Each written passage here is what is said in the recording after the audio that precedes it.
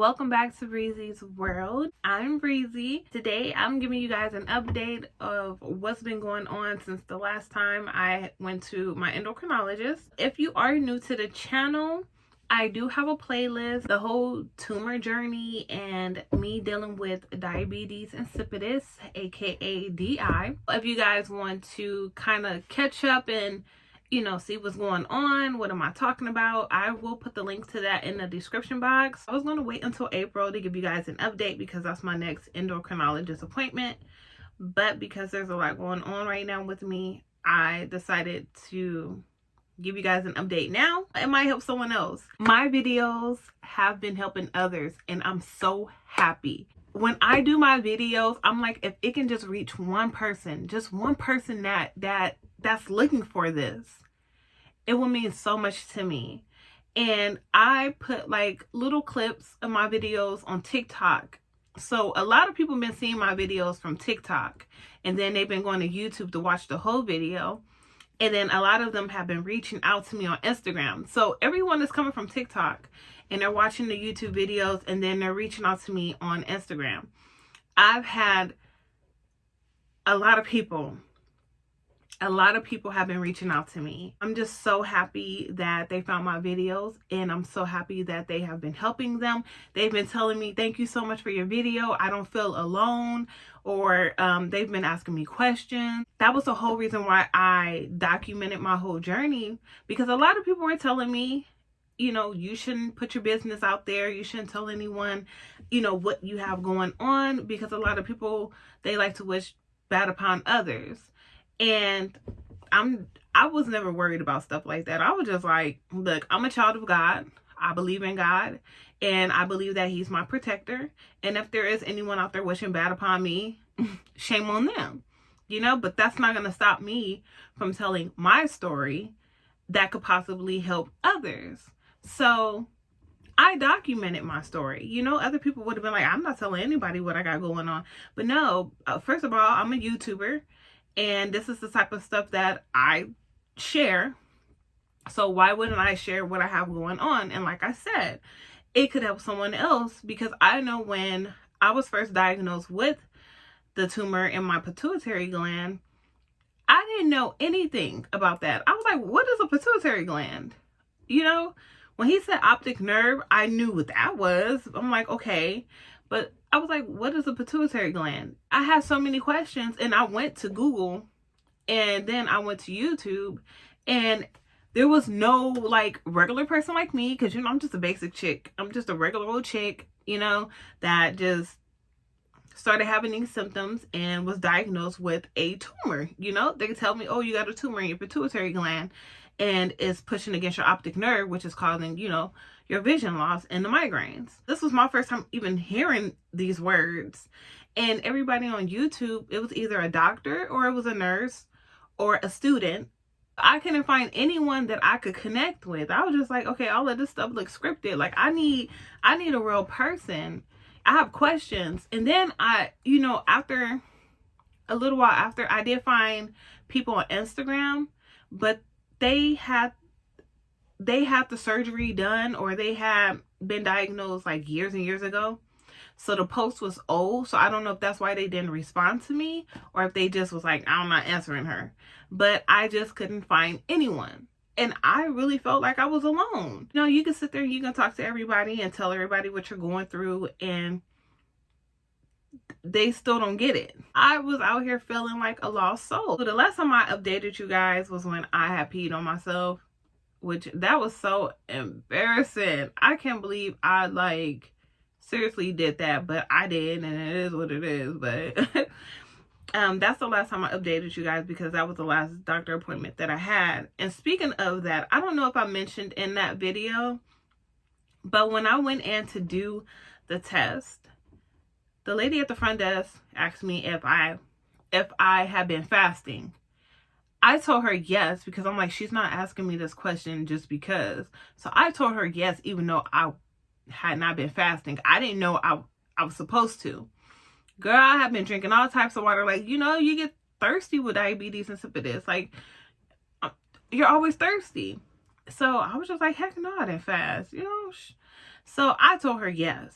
So when I went to the appointment and she looked at my results, she told me everything looked fine. And I'm like, yeah, of course everything will look fine because I have been drinking water and all this stuff. Like, why wouldn't it look fine? So I go again in April.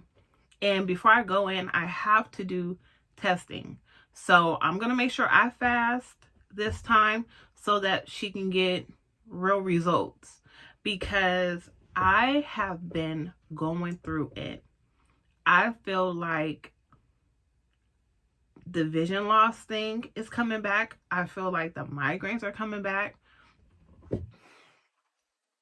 I don't like to say it or talk about it. I mention it, like I'm very vocal with my husband, but even with him, there's days where I'm not feeling good and I just don't say anything because I don't want people to be like, oh, here she go with that. Like, even though I know he wouldn't do it, it's just, I don't know. It's something with me. And I just don't want people to feel like, oh, they got to feel bad for me or they got to do stuff for me or whatever.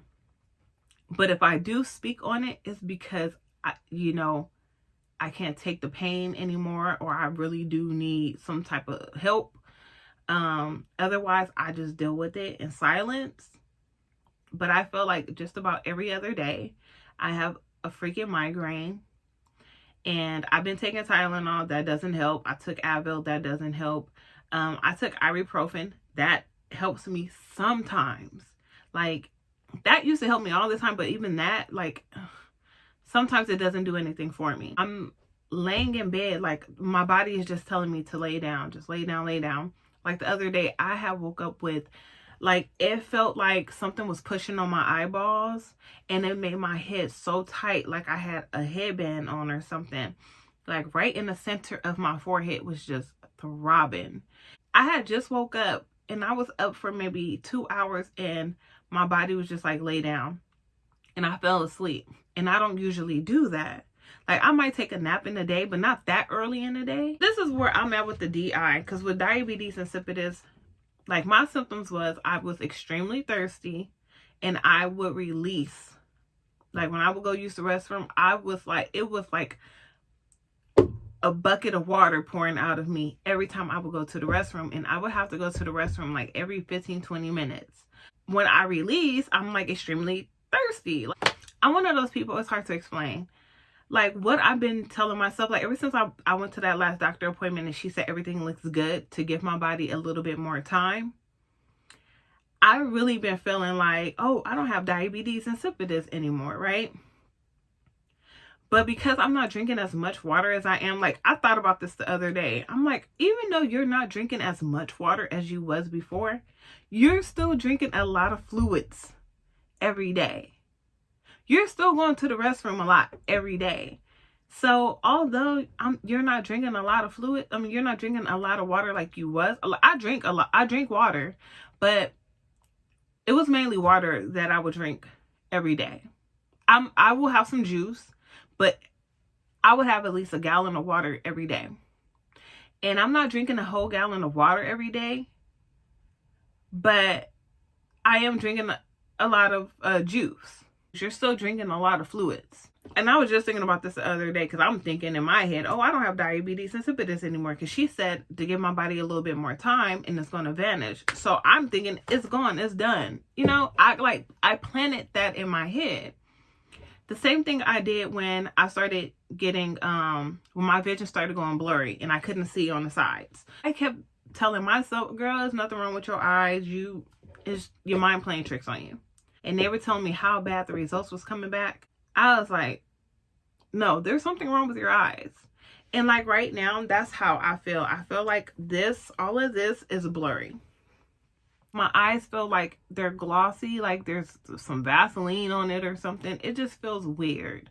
And I'm starting to feel like how my eyes did before I found out I had a tumor. So that kind of has me worried. I'm just like, did the shit come back? You know, did it grow back? I'm getting migraines. My vision is just not looking normal.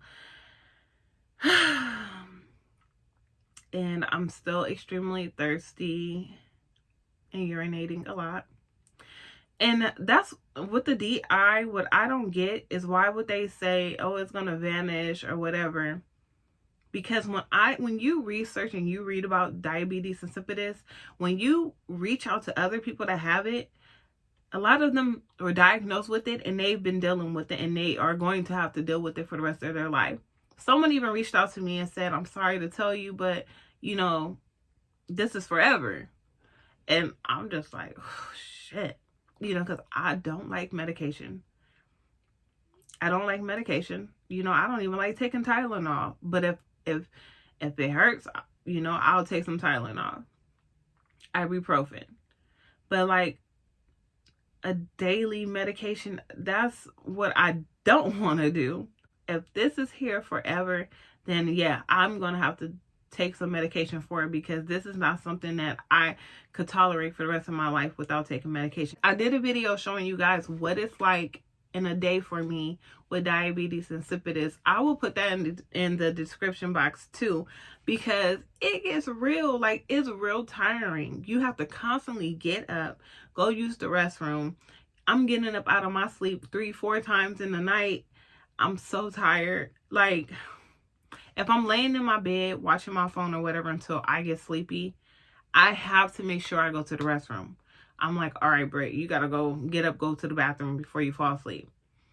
And if I'm up for another 15 minutes, I gotta go to the restroom. Like, I'm like, nope, don't go to sleep yet, go to the restroom. It gets very tiring. I'm scared to go on road trips because I'm gonna have to go to the restroom. Every time I go grocery shopping, I have to go to the restroom. I'm like, oh, can you guys watch my basket while I go to the restroom?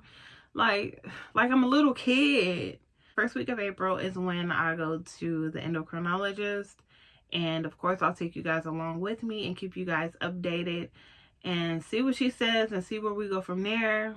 But honestly, I'm just not trying to go back to nobody's hospital with all of this madness going on right now. I'm just like, if there's some type of way I could just thug it out, deal with it, that's what I want to do. But I gotta figure it out. I gotta figure out what's going on with me. Thank you for watching this video. Give it a thumbs up and subscribe if you haven't already. Share my channel with your family and friends, and I'll see you guys in the next one. Bye. Where is Paisley? Where is Paisley? Peekaboo. Mommy. Where are you, Paisley? Where are you? This one.